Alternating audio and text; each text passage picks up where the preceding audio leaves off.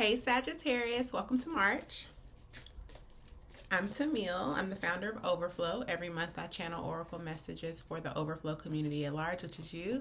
And then we go deeper inside of the sanctuary, which is our private membership space for communion with self and soul family. I'm really excited about the way the sanctuary is shaping itself, honestly. We now have a community reading circle every month. It's led by a member. And then we also have movement classes led by our resident wellness coach, Ashley Nelson. So if you've been considering joining that space, sign up for the waitlist in the bio. We'll be opening up the portal to join around the equinox, Spring Equinox, which is this month. So let's get into your messages, your strengths and your challenge, the observer,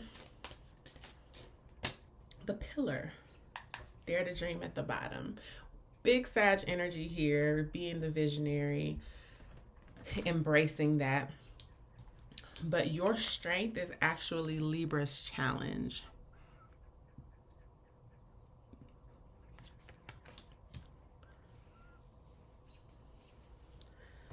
The pillar kind of makes me sense like that check on your strong friend thing. But then I'm also hearing when people are like, well, the strong friend always lies about how they're doing.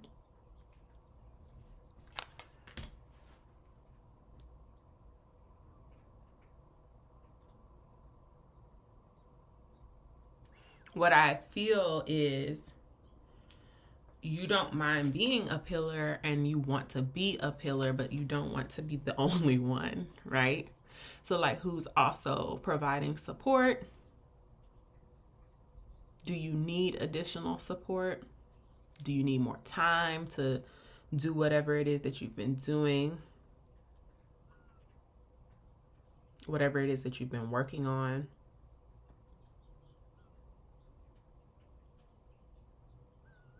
Pisces season is going to give you a bunch of new ideas that are going to be ready for you to build. But I think it's important for you to know, Sagittarius, that you don't have to do it all right now.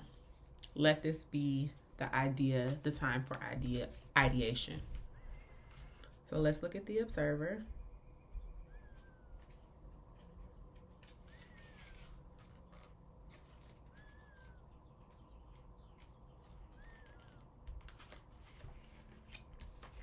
The observer indicates a time where you are being encouraged to suspend judgment or conclusions and simply witness.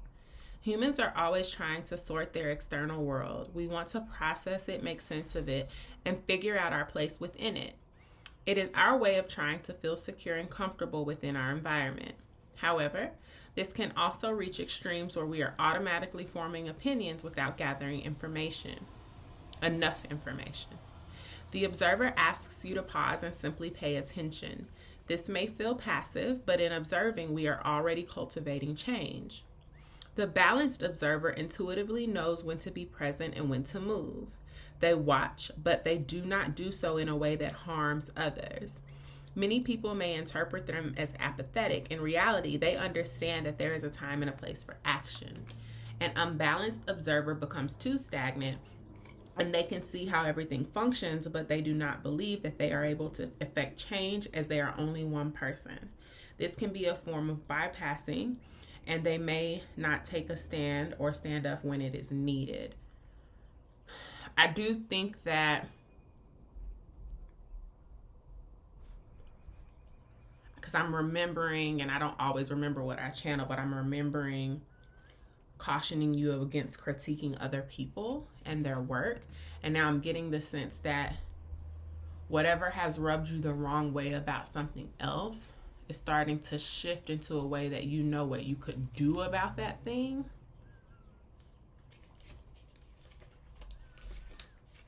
Let's look at the challenge. The pillar signifies a need to rise to the occasion. It indicates a time where a time where we may need to be all things: the backbone, the nurturer, the provider, and the lover. The pillar asks you to step into these roles as best as you can, knowing that what you are being knowing that you are being pushed outside of your comfort zone. You will learn just how capable you are. It is a time where we take our gifts to new heights and learn that our perceived flaws are just that, perceived.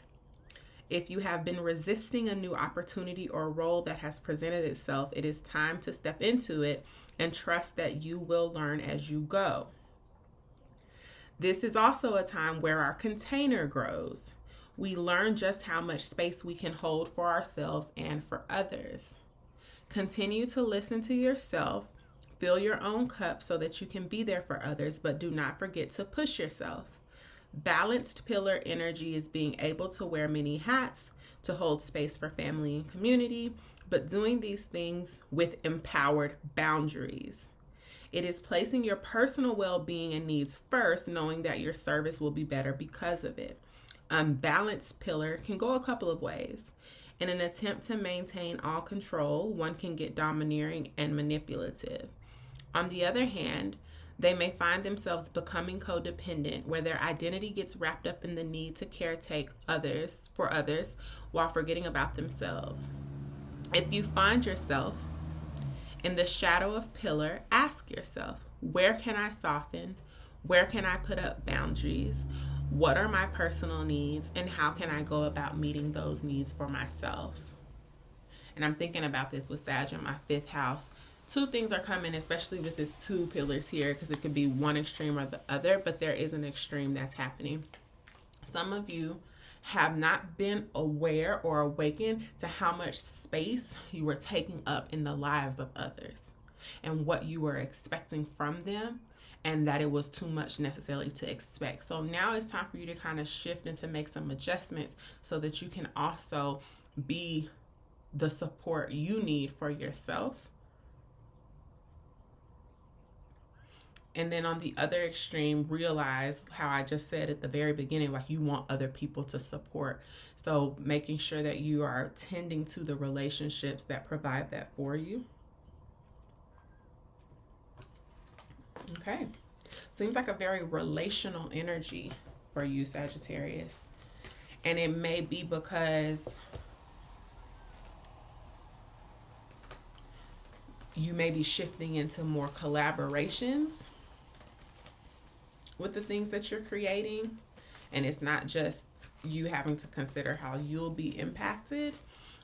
And you may also be trying to establish new and healthier relationships, and you really want to get it right.